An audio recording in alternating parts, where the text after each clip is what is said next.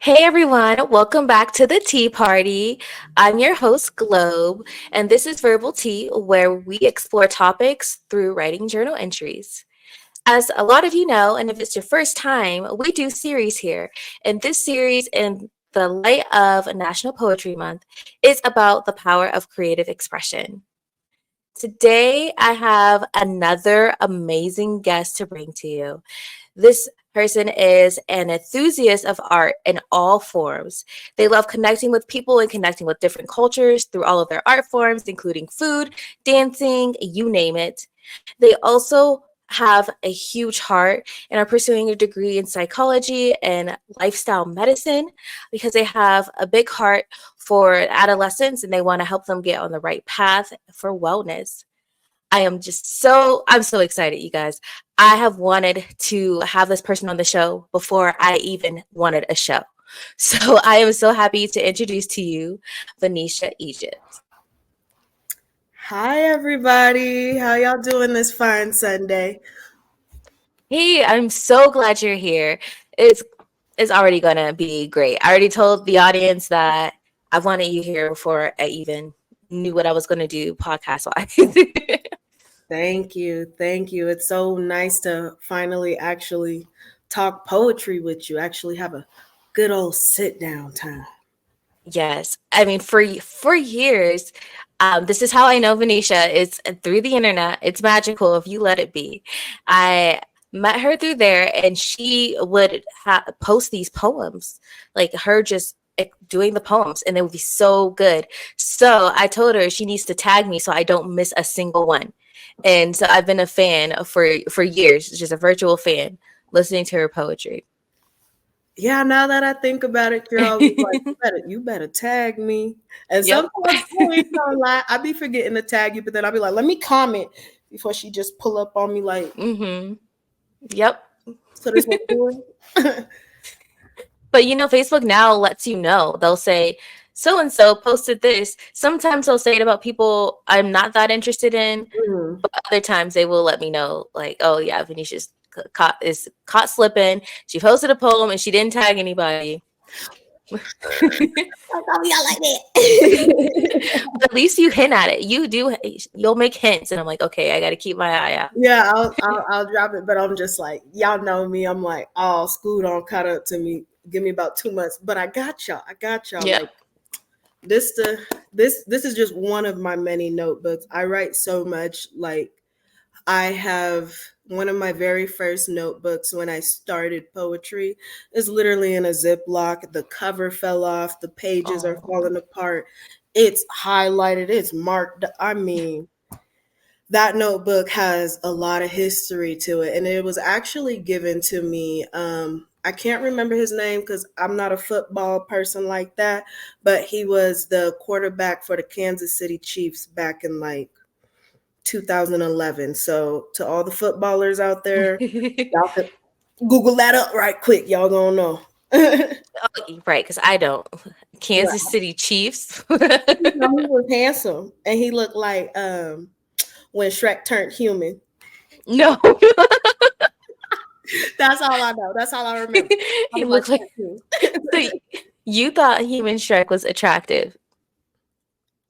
Okay, if he was like in real life, like the Mhm. physical form of him, and he was just like so kind, and then like his facial structure was just so proportionate. I was like, that is a handsome man. I want to draw that face because it's like when you're an artist, you look at everything in like a certain Mm. scale and stuff. So it's like I realized this a few years ago. I find people's attractiveness on like certain angles, and if I were to like physically do a portrait of them. So it's like I'm just like, wow, look at that beautifully proportionate face. Or like when I told you, I'm like, your features are just so cute, like you'd be the cutest cartoon. You'd be the cutest cartoon. I do remember that. I remember being floored because it was so technical. I had never been complimented in such a technical way. I was like, Yeah. wow. So I'm objectively beautiful? Cool. I'll take it. Yeah, I be breaking stuff down. I'm just like, look at this, look at the anatomy of this face. Just gorgeous. That's just how I've always been, and that's how I am with poetry too. I like to dissect it, and it's like one of the questions that you asked, like Um, what does poetry mean to you? Question number two. Um, I found it as a form of communication because growing up, um, as if anybody hasn't caught on yet, I talk a lot. And one thing my mama taught me was if you're gonna talk a lot, you're gonna talk right. So it was a lot of encyclopedias, thesaurus, Mm. dictionaries, and we would play school a lot. So we would have all these little word games, and like she'd be like, find five synonyms for this word and then find three antonyms for this word, and then I Oh. want you to put it in sentences for me, and whoever could get to this the fastest, y'all get to pick out the movie for Blockbuster this weekend. Like competitive. So I was in there like, girl, I'm finna, which is crazy. I can't spell that well, but that's a different topic. But it's like, it's just, I love words and the way you can put them together to mean something either impactful, or you could say a bunch of nothing. Like, and that's just Mm. so crazy to me. Like, you could really say something, or you could say nothing. It's true. So many people put words together, and I'm like, thank you for this. What am I supposed to do? Exactly. But then some people put few words together, and I'm like, whoa. And That sometimes, exactly, what's understood ain't got to be explained. Talking parables. oof. And that's the beauty of linguistics. It has I have so much to say about us as Black people and what we've done with the language that they tried to withhold access to from us, and Hmm. then we grabbed access to it, and then made something so beautiful and honestly a lot more efficient than the King's English. Yes, yes. And it's like, I actually wrote a paper on that, um, the distinction between American Sign Language and Black American Sign Language. Because, okay, so I'm gonna show y'all something real quick. So this is how you sign Black person in standard ASL. It's gonna be so Black and then person. Right, Okay. so boring, right?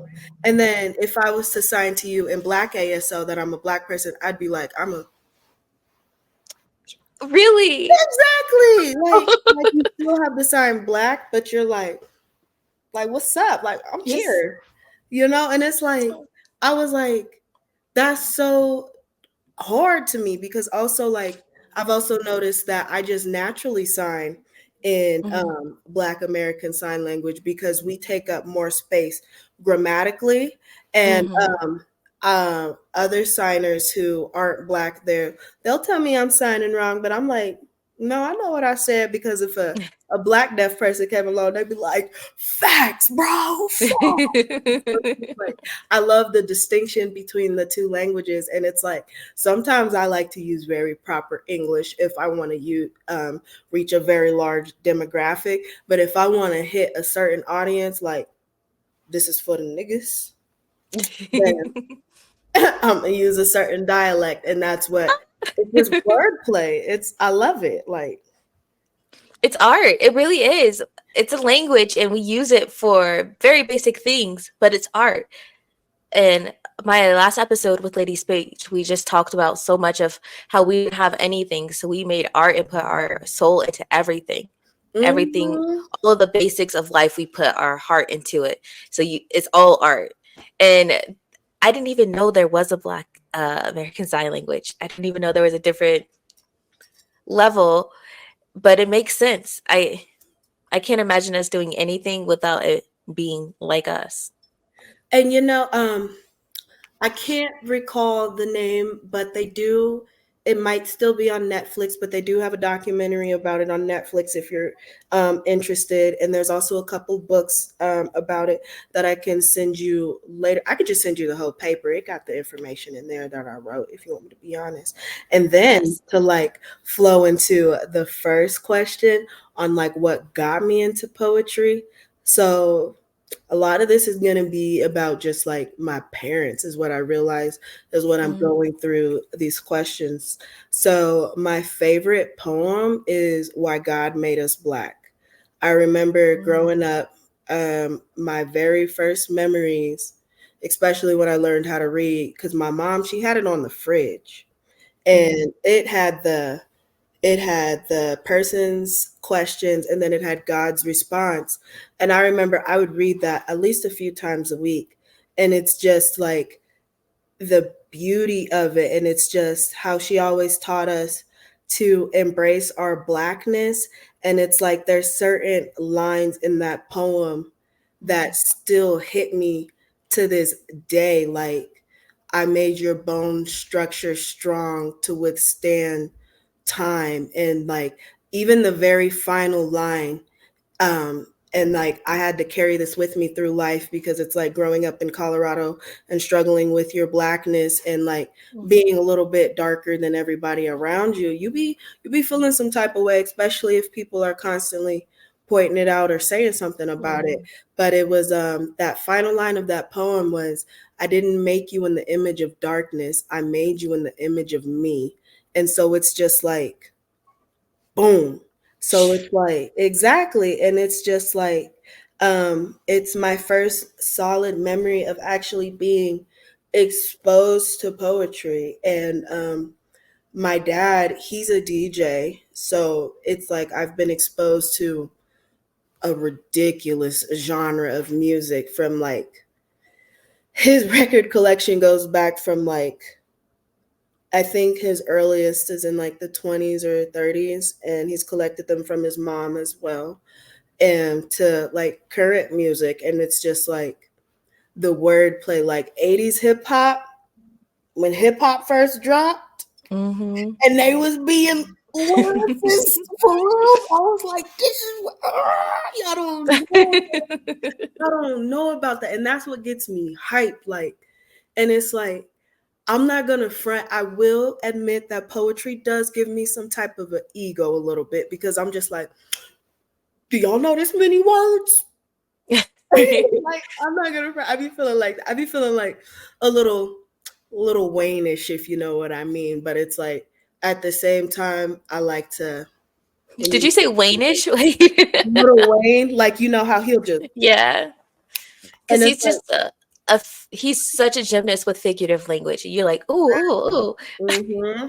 Yes, and it's just, it's the way, like I said earlier, how you can just say a bunch of whatever without saying nothing. Because half the time he don't even be saying nothing, but it just sounds good. And sometimes it's just like, it just has to be that way. Like, I call those type of pieces like warm up pieces. Like, I'm just having fun. Mhm. Ain't nobody, y'all ain't really finna clock me for this. It's just a fun piece to chill on and not really have to think too hard. Just enjoy my art style, my flow type of thing. So that's, I just, I love poetry. I'm probably gonna say it a million times. That's why you're here. Exactly. That's why I'm here. That's why I'm here. And then, oh, see, I got you, girl. Like, you don't even got to. You could just sit back. I got you, Miss Host. And then, like, okay, you said, why is it my art of choice? And I thought hard about that question, because, like I also stated previously, again, I love art of all forms. I actually was into drawing and painting before I got into writing. I started writing poetry when I was like 11, but nobody actually realized that I had a, like, hey, we could actually do something with this, until I was like 14. And I also think Mhm. it's funny how, when people noticed like I could really do something with my poetry, was also around the same time I got diagnosed with lupus. So Mm. it also became an outlet, and it's a lot easier for me to write, because I can always talk. Like, I'm always talking. It's a lot easier for me to write something down versus like actually sit down, scale something out, draw it, paint it, whatever, whatever. Or like, I've been getting into DJing lately, sitting down, finding songs to match and mix and scratch and all that. Like, poetry is like boom, boom, bam. But the hard thing about poetry is like when you're freestyling and you forget to write it down. Because there be times like, Mhm. my Mhm. little brother and I, we like to just sit there and freestyle.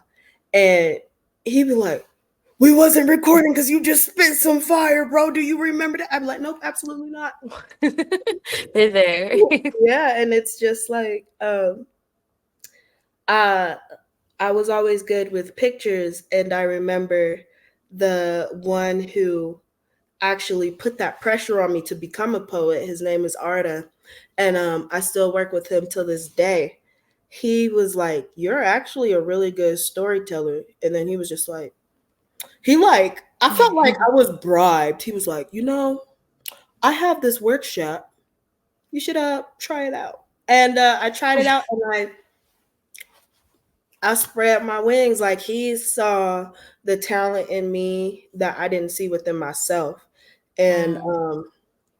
yeah, it just took off from there, and boom, boom, boom, boom, boom, and I just now I'm working on my first poetry book. I've gained the confidence to actually start working on that, so I'm hoping to drop that this summer. Yes. I would love to have that. A physical copy of your magnificent work. I'm looking forward to it. Yes, yes. I'm gonna let you talk a little bit because this is your show, and I've just been rambling. My bad. I love it. I mean, that is the normal format of the show is first I ask guess what their relationship is with journaling. You brought out one of your many journals. And then we go into the questions.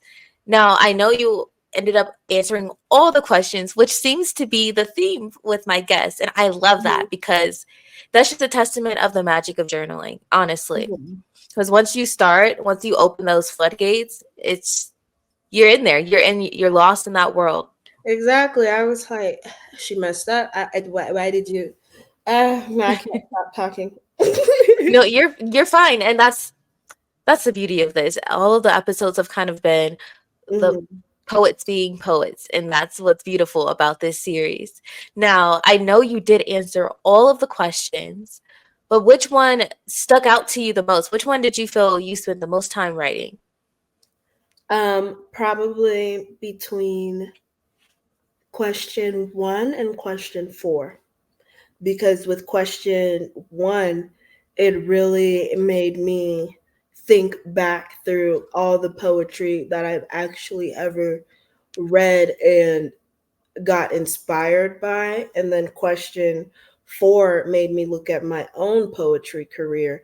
And so I tried to pull my favorite poems from each specific era, but like Mhm. this current era that I'm in, I was like, wait, I've been spitting.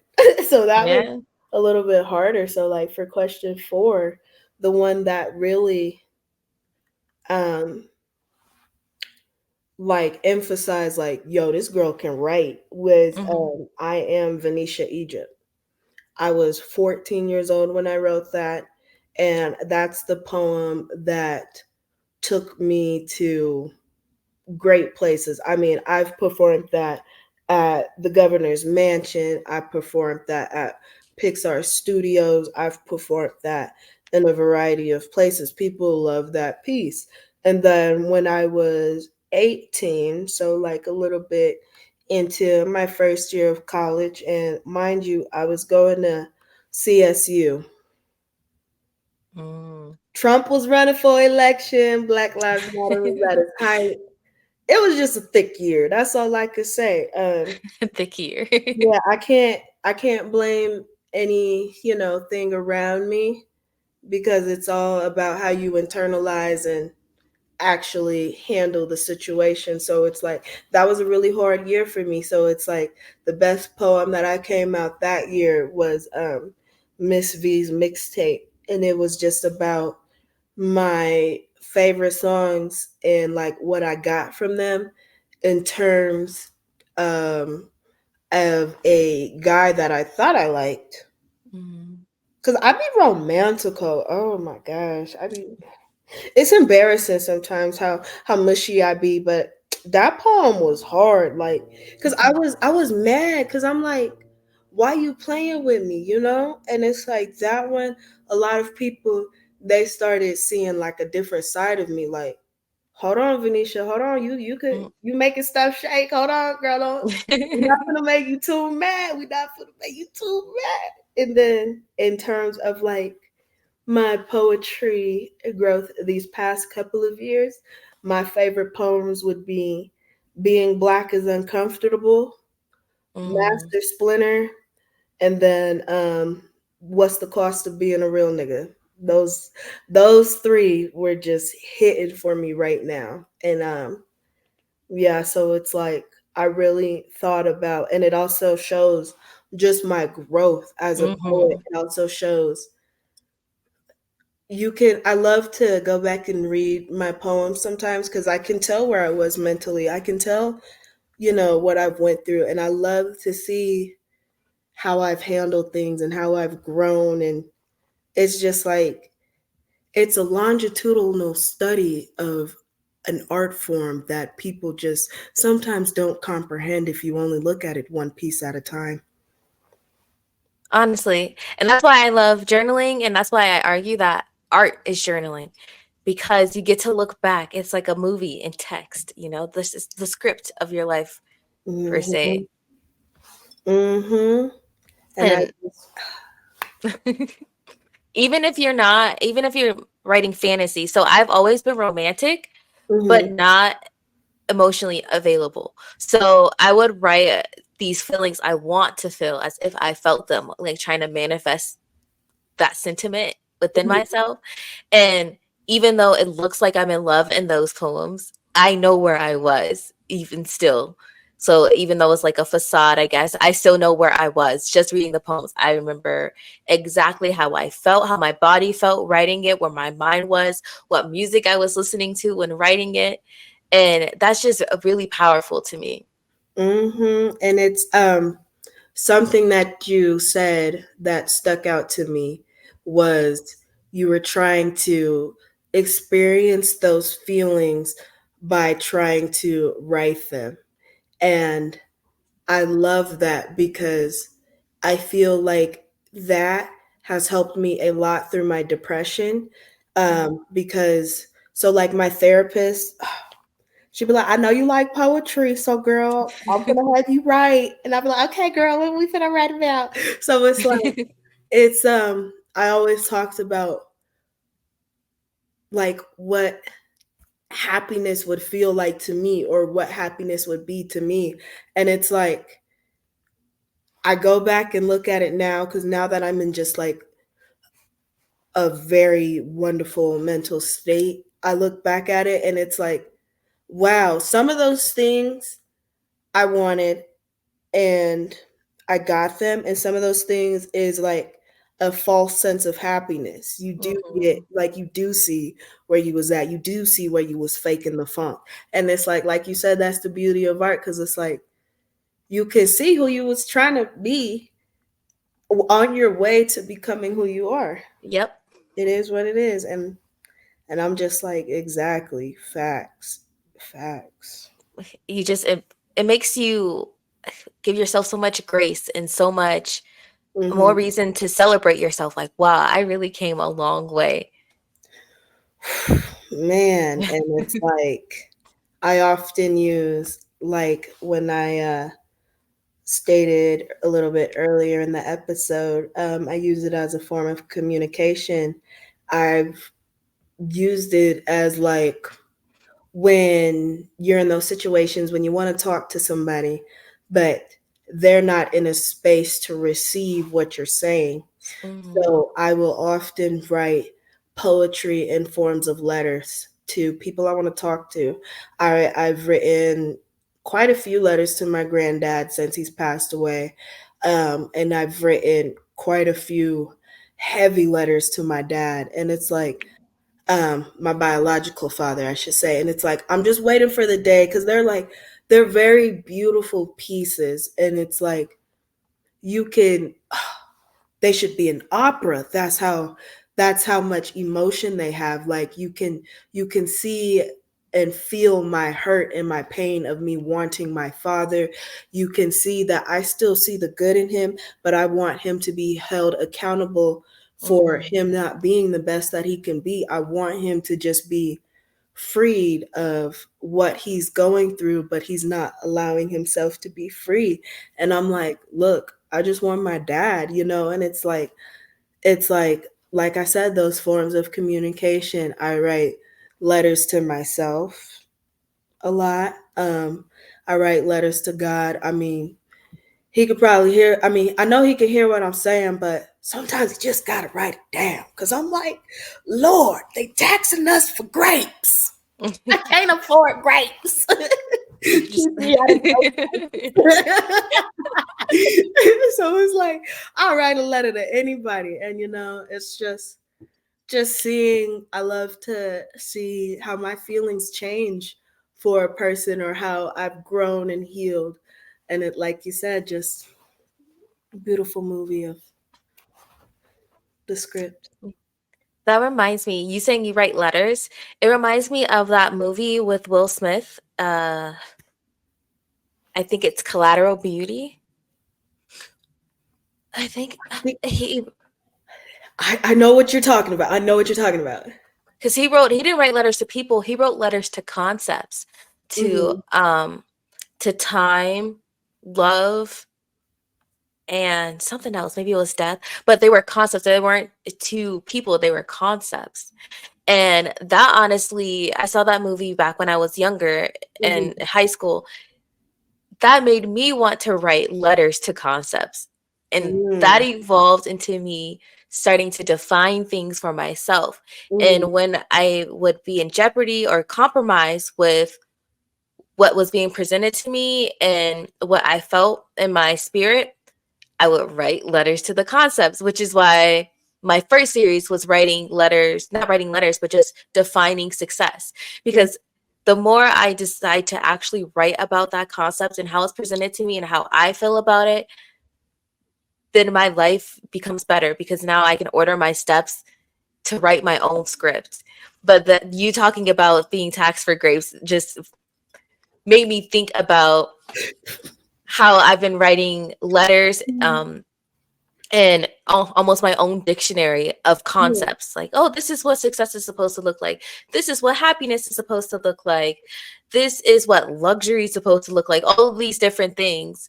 And I'm like, I don't really want to go for the reels TikTok version of this. Actually doesn't Mm. fit my definition. Let me write it out so then I can know how to get to that place or realize that I'm already there. Exactly. And like I also noticed that like with poetry, it gave me something to occupy myself with, because I have friends, I would say, but it's like my friends, they know I'm very introverted. I like to keep to myself. And because a lot of the times I be talking, and sometimes people be like, girl, what is you saying? I know what I'm saying. And my bestest friends who grew up with me know what I'm saying. But I've realized that people, because my mom, she would be like, girl, you talking way too deep. And a lot of people are surface level right now. She'd be like, and I realized a lot of people don't like conversating with me because they will be like, oh, you think you're better than me, or the just like a whole lot of, and I'm like, no, I just want you to see how I see the world. Like this is how I see things. This is how it works in my mind. Why would I think I'm better than you? I don't even know you. I don't even know myself. Like, what are you talking about? I'm still learning myself. So it's just like I always like I just like to. I'm like, here's how I see things, and like, um, your your fifth question, your fifth prompt, was, let me pull it back up because all I wrote was my answer to it. Oh, what inspires you the most? Life. I'm very observant. I like to watch y'all, and like obviously like on Facebook, like a lot of the points you make. Like honestly, what's the cost of being a real nigga was inspired by some of the things that you said about um like the detriments to black men in the community, as well as just like what I've witnessed with my own eyes. I'm just like, we doing some serious gambling. Like y'all okay with this? Like what are we really getting out of investing in this type of persona? Like, and it's like I really like to bring attention forth to the things that you guys talk about, really, and just like, or if it's from a more personal standpoint, um, I'll write about what I experienced because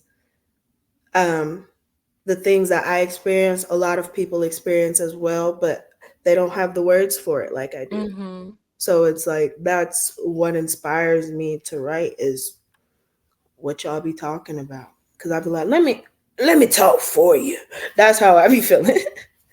No, seriously, and we were talking about that on the last episode as well. Hmm. How being an artist, being a poet, you have the blessing and the burden of putting a voice and putting words to things that everyone's feeling, but they can't organize their thoughts in a way to express that. So you guys, with your words, create almost a place that feels like home for people because it's like, wow, this person feels this way too. I feel heard. I feel seen.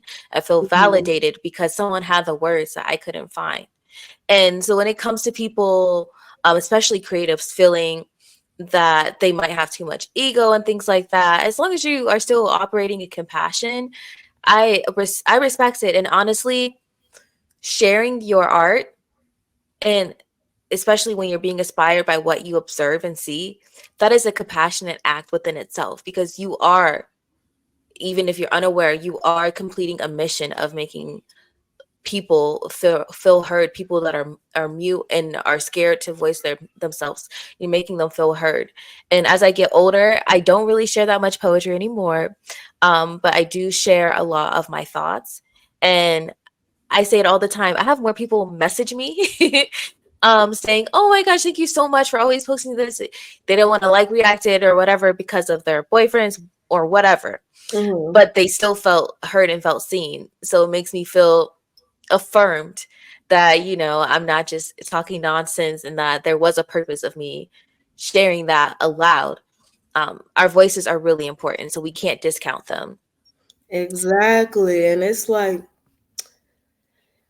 the way I feel about it is because my mom, she also figured out that I can sing at a young age. So if she wasn't teaching me the meanings of words, best Hmm. believe we was up Saturday at 10 a.m. practicing that Whitney Houston and Karen White. Greatest love of all, girl. When I tell you, I know every single syllable.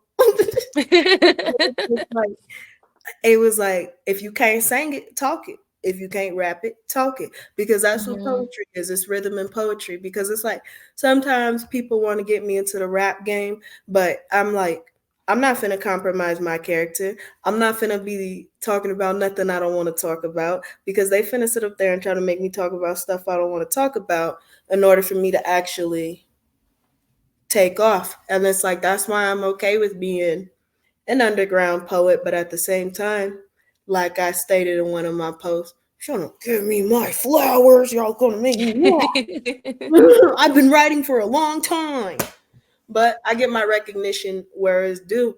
And something that I've been saying for the past few months now is I'm like, you know, I'm okay with the not being welcomed everywhere because if you want me to be honest, I don't want to be everywhere. But y'all don't need Venetia, and Venetia don't need y'all. So I'm gonna head on out. And like that's also what made me feel about poetry. It's like you don't gotta fit in if you don't want to or if you don't like. There's all this space, and y'all want me to be in your circle. I'm good, love. Enjoy. Yeah, I mean, art is limitless, so don't limit yourself. And then, I mean, a teacup is only but so big, so it's not going to, everyone can't take a sip. Everyone's not meant to. Exactly, exactly. This is my cup, and you guys have cooties. But also, if you guys are wanting to, I brought out the notebooks if y'all was trying to hear something today. Yes, please. I was going to ask you if you would like to share something with us. You know I got you. Okay, let's see. Now that was the thing. I was like, I've been trying to decide on like which ones I want to share. Okay, so these are the ones we are going to. Oh wow, these are like so marked up. Cause girl, I be writing. I'm trying to find my favoriteest ones.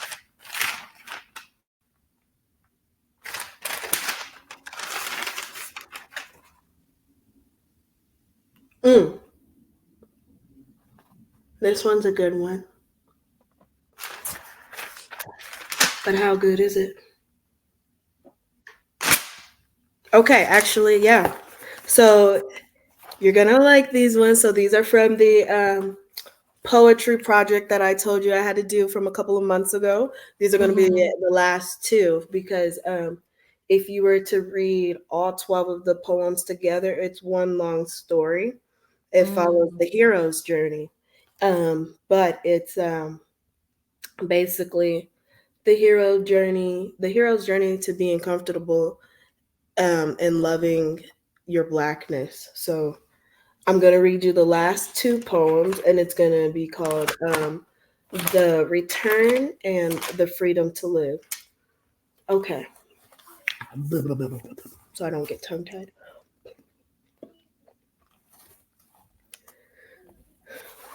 There's more hues to the blues, shining silver rivers of the soul.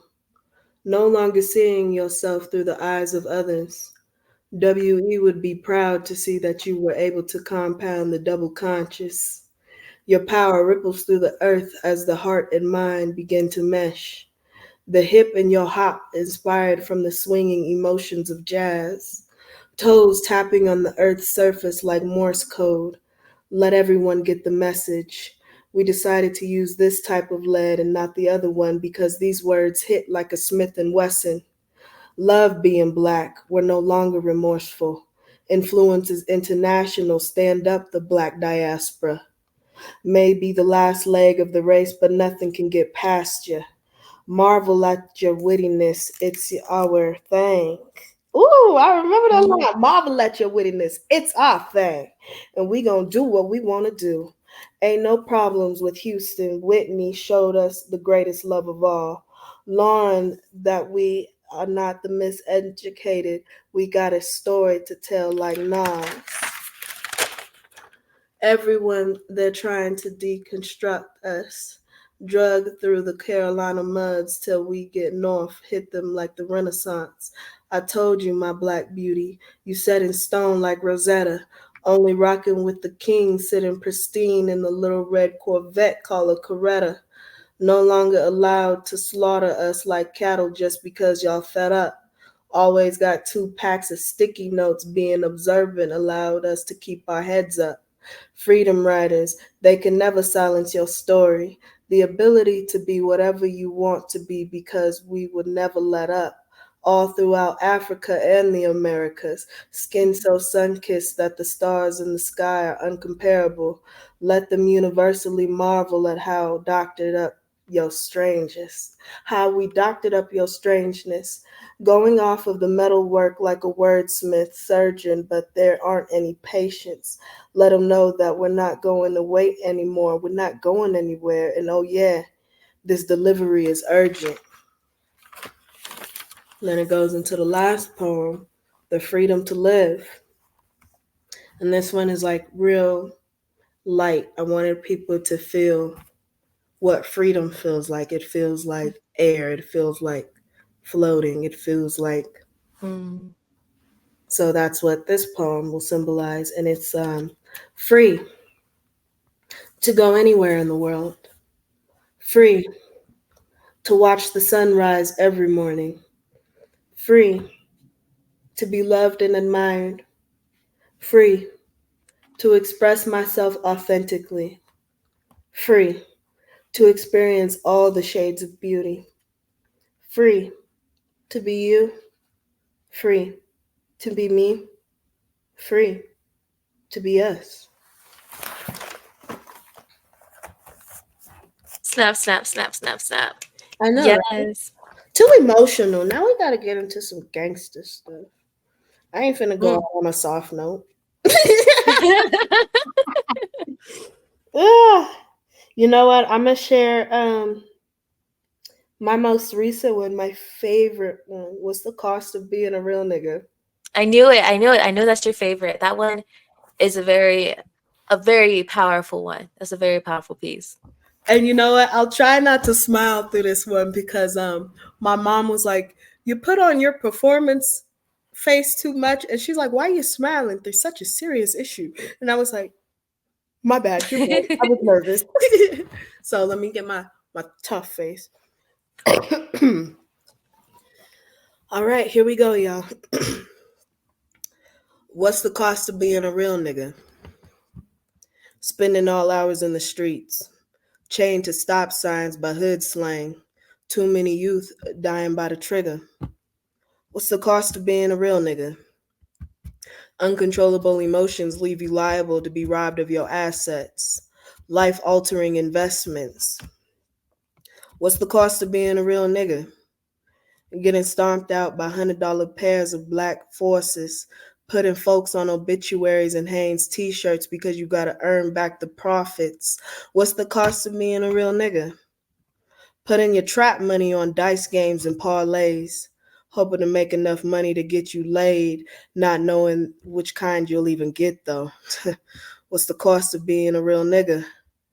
Laying multiple broken foundations, the women of your children don't even like each other. Complaining about the cost of diapers and how you can't see your kids, knowing that you only had enough in your pockets for a 3-pack of rubbers. What's the cost of being a real nigga? Saving the lead from signing birth certificates to load Smith and Wessons, thinking it'll launch you into new tax brackets, giving you the authority to sign folks' death certificates. What's the cost of being a real nigga? When you claim that marriage is just a piece of paper, yet you busting ass and caps for paper with old white faces, look you in your eyes and you can see that you being robbed, the streets leaving their traces. What's the cost of being a real nigga? Getting into stuff that ain't worth it just because they showed interest. Hit you with the AR, no peace, left your mind feeling bankrupt. What's the cost of being a real nigga?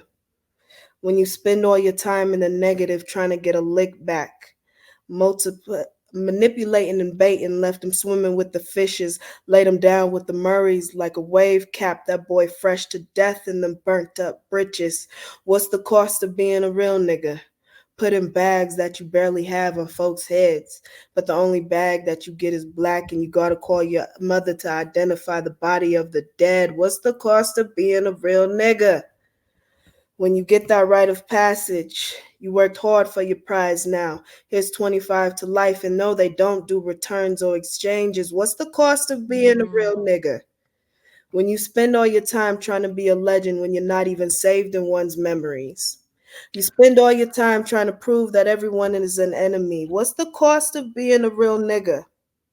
When your version of generational wealth is trauma and unanswered questions, when the only way you can pay me is in ashes, dust, and deception. Tell me, what's the cost of being a real nigga?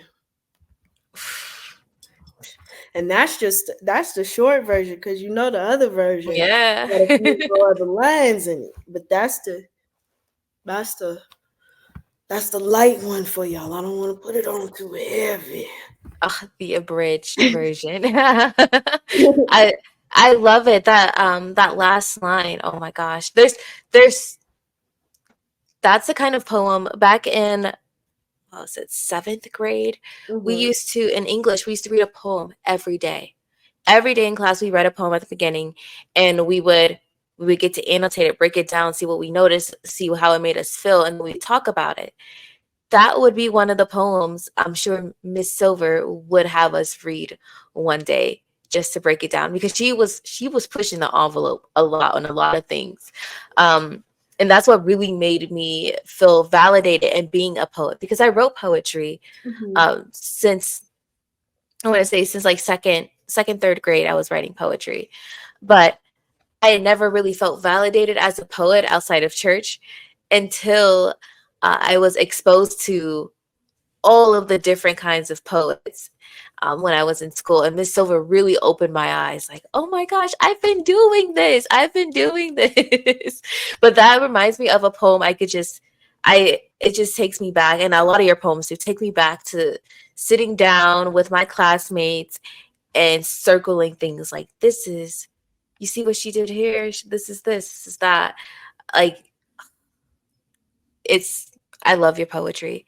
And I'm Thank so you. glad that you're here. I love your energy. And I love that you wrote on all of the topics and just kind of seamlessly went through them. And that makes me know that you spent a lot of time writing it because you didn't even really have to write all of them, but I can tell that you did and put your heart into it.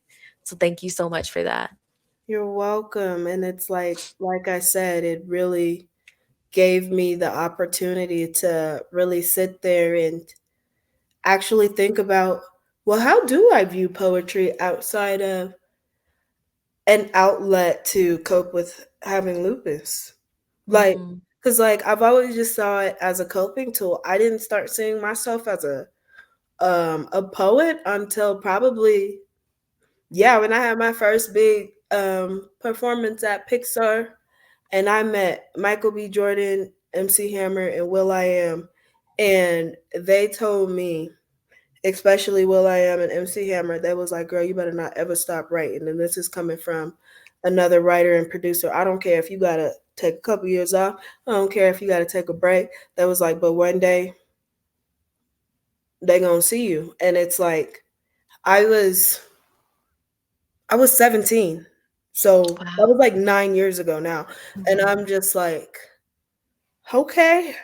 And it took me a while to actually gain that confidence that they saw in me. They were like, girl, you got it. You just gotta. And I remember MC Hammer, he was shaking the heck out of me. He's like, girl, you gotta stop being scary because you got it. And I was like, you're right. You're right. And it's just like, that's people see you. And it's like, you get to the point, it's like, where you got to sit down and be ready to actually see yourself. Because sometimes it takes growth. Sometimes you're not where you thought you was at, and that's okay. Because I'm like, hey, I got some whack pieces, and I got some dope pieces. You're not gonna be hard all the time, but sometimes my whack pieces are some of my dopest pieces to those who really needed to hear that, and that's Mhm. what I've decided to, was like, wow, even if I don't like it, it still spoke to somebody. It doesn't Yep. have to speak to me all the time. I got it off my chest and it spoke to somebody. That's a healthy way to measure the value or success of art is it doesn't have to be like, "Oh, this is award winning." But hey, this hit someone. This reach tool is supposed to reach, it fulfilled its purpose. And maybe its purpose wasn't for me to flex. Maybe its purpose wasn't for me to feel all of this pride. Maybe it was just for one or two people to feel seen and feel heard. Exactly. And sometimes, but I feel like right now, I'm clearly in a space of like shaking people, like, wake up. Like, if we're going to talk about it, let's really talk about it. And in all honesty, that I've been working on another poem. I mean, I work on many pieces at the same time, like, because like I'll be writing and then I'll be like, no, this goes good over here, and then this goes good over here. Hmm. So I've been working on a new piece like called like Let's Really Talk About It, because I'm like, if we're gonna talk about actually keeping the black community together and advancing together as a unit, then we need to discuss what's messing us up as a unit. And it's that the whole unit don't like to be held accountable. Y'all like to point fingers. We're not five, we're grown. Come on now. Like, let's get it. See, don't get me started. Yeah, I mean, honestly, let's talk about it because there's no boogeyman. Like we are capable, we are strong and capable. And there are a lot of things we understandably are running away from and Mhm. avoiding. But if we want to run to something, then we've got to deal with that stuff head on. And it's not going to be comfortable. It's not. It's going to be very, very, very uncomfortable. Exactly. And I have a poem called Growing Pains, and Yeah. it's about having to face those character flaws to get the character development that you want. And it's like and as somebody who studies psychology and lifestyle Mhm. medicine, I am so big on mental health, obviously, and poetry, obviously, because from a lifestyle medicine point, it gives you that social connection that we need in order to thrive. Mhm. Because I've been studying blue zones and centenarians. These people are living 100 plus years on average because they have a strong sense of community. And then it's like, from a psychological standpoint, it's like how we're just stagnant. And I'm like, one thing I'm not going to do is continue to play victim, because I don't feel that way. Nobody's hurting me except for me for thinking this way. It's just like there's this cognitive dissonance, and that people, you clearly feel some type of way, but you want to uphold a persona because that's all people have been taught in order to accept you. And I'm like, not this lady. Yeah, we have So to that's write our own scripts. That's it. That's all it is. We have to write our own scripts. And that's for everyone, anybody, no matter where you're from, but especially for us. We are so creative. We are so powerful. And we just have to stop letting other harmful things siphon our energy. We need to be selfish and militant about it. But it is going to be uncomfortable. A lot of the ills and perils mm-hmm. we tie to our identity. And Exactly. so, And that's what I've been trying to like work on, because it's like I've noticed with working on the couple of poems that I read from this one, I realized I haven't written about being a black woman in a little bit. And so I was like, I realized that I'm past that, because I'm like, I'm an amazing person. I'm like, my personality, my this, my that. Me being a black woman was a cherry on top, because God was like, she gonna snap if it's a black girl. It's gonna hit if it's a black girl. So it's like that's how I feel about myself now. And it's like, I want the black community to see that we're not a monolith. You don't have to be a certain way to be considered black. And it's like, that's what I've always hated, because it's like, I love rock music. I love country music. I'm inspired by all things art, but it's like we limit ourselves, and that's where we mess up as a community. We're not allowing ourselves to be who we truly are, because we're afraid for being judged of being white. But it's like, how are we being white when we're being ourselves? That's something I've never understood, because it's like, I never really saw color until I hit a certain age, until somebody pointed out that I was black. And I'm like, what you mean? I'm just here. Like, that's how I always felt about it, because it's like, I guess with how my mom's side of the family looks, with there being so many shades, and I'm just mhm. like, people are people to me. And when people try to put the suppressions of being black that they've experienced onto me, because I've also noticed growing up, I didn't have the same black experience as a lot of others. And I'm like, we could be so dope, because my parents, they had the same experience as a lot of other black people, and they made sure that their kids wasn't going to have that experience. And it's like, the way that I turned out, I'm like, we can do it. Like, we're already doing it, but we need to just come on, kumbaya, my lord.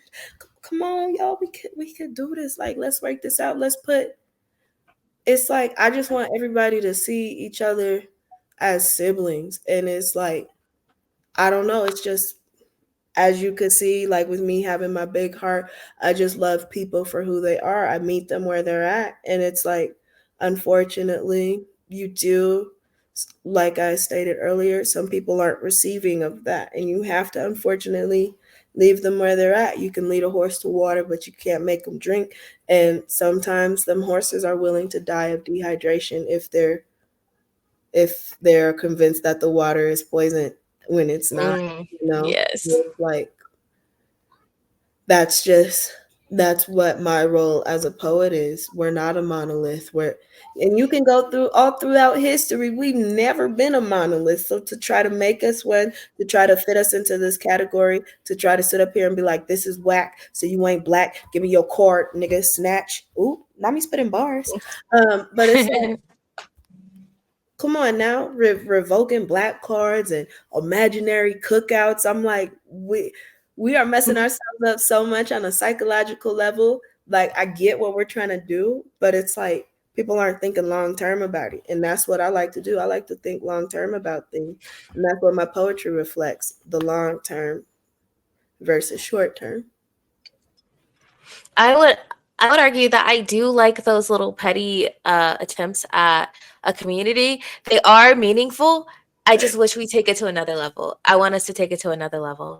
And me personally, I feel my mission is to just have us write about it, challenge everything Hmm. by tapping into our voices, because so much of what we believe about ourselves, how we believe we should move and operate, it comes from things that aren't within us. So once we tap into Yeah, that, it I feel it's a game changer. It's been a game changer for me. It's still changing the game for me. I'm still unpacking things. And that's another thing, knowing that it's going to be a process. It's going to be a constant process, and we're not going to see all the benefits in our lifetime. Like, people expect the utopia to happen right now. No, we are building, building, building, building. right. I'm like, I'm good on that. I hope I'm gone by the time y'all do all that. Because and I completely agree with you. Like, it's like, like I stated in that poem, free. I'm like, you guys talking about how free you are, but you're putting yourself in all these confinements to be pleasing to somebody who's not you. Right. It's You're following someone else's voice, someone else's script. You know, the movie, the Malcolm X movie, a very powerful movie. But do Yes. you remember when he was reading the dictionary and they broke down the definitions of black and white, and how even that is propaganda?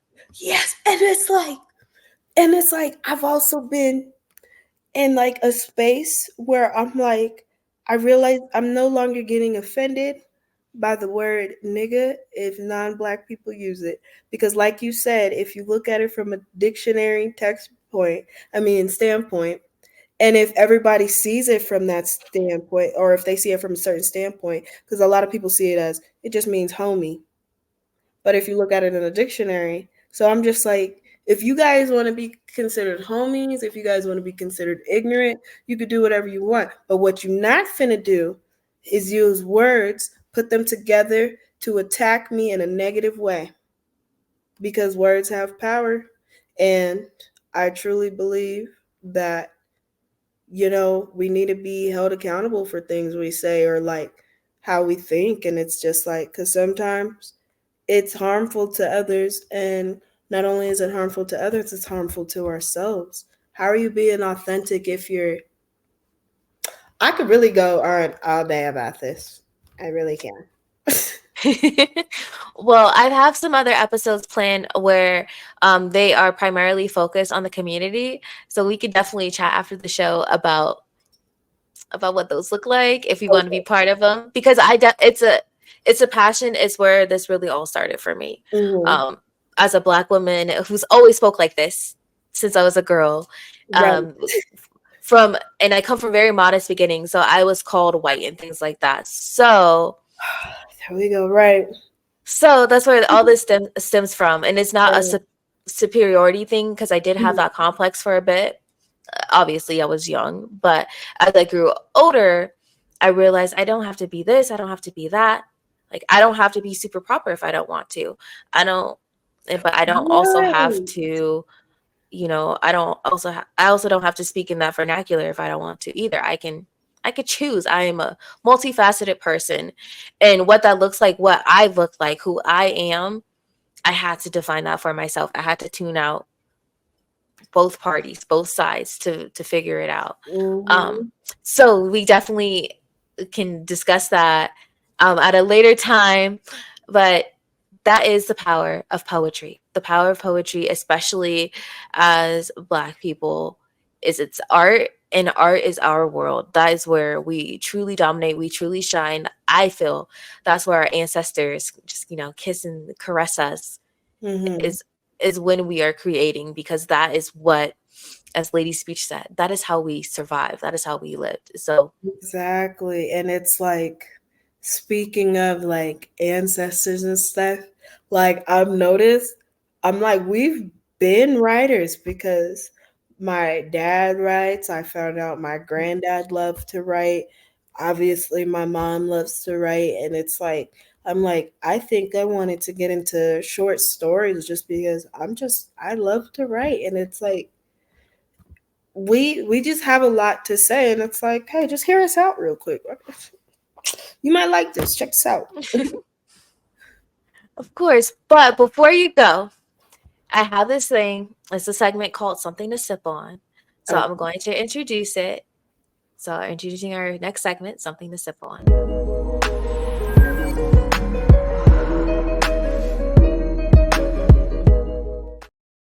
All right. This is Something to Sip On where you get on your podium, like officially get on your podium, and tell our audience something that you want them to sip on in relation to creative expression and the power of poetry. hmm. Let me think about this. Let it steep a little bit. Hmm. No pun intended, guys. But okay, let's see. You know what?